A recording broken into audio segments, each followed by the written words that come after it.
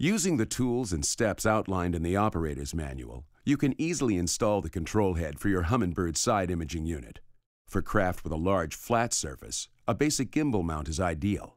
Be sure the mount has enough room for the control head and the cables, which will plug in behind the unit, to move freely.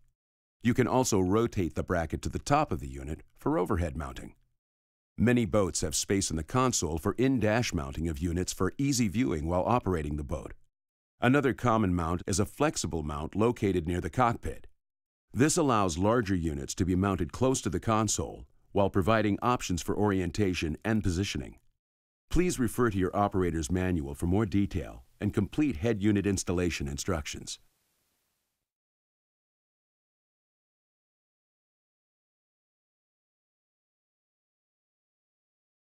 Installing a side imaging transducer on your boat is not difficult, but there's certain things you have to keep in mind. One thing to keep in mind is that side imaging achieves this incredible performance by shooting beams out to both sides of the transducer, as well as a down-looking beam shooting straight down from the boat.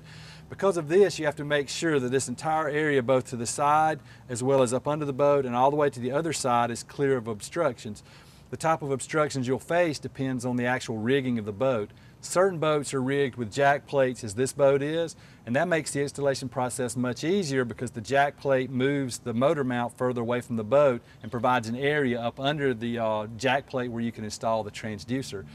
If a boat does not have a jack plate, you have to be concerned that the side imaging transducer is below the motor mount, and that way you get a clear shot to the opposite side. For boats where installation on the transom just isn't feasible, we also have a through-hull transducer where you can mount it as well. You can mount the transducer one of two ways, here on the boat's transom or on the trolling motor. We'll cover mounting to the boat's transom. Mark the 3 mounting holes on the transom using a marking pen or by partially drilling the holes as shown using a 5/32" drill bit. You can then double-check the fit of the mounting bracket.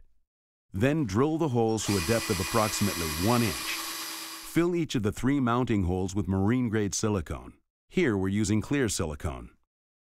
Align your mounting bracket with the holes, then insert and tighten the 3 screws provided so the mount will hold the transducer assembly about 1/8 to 1/4 inch below the bottom of the transom. Now you will need your transducer and pivot from the box. This is the transducer, and this is the pivot it attaches to. Attach the transducer to the pivot using the supplied bolts and Allen wrench.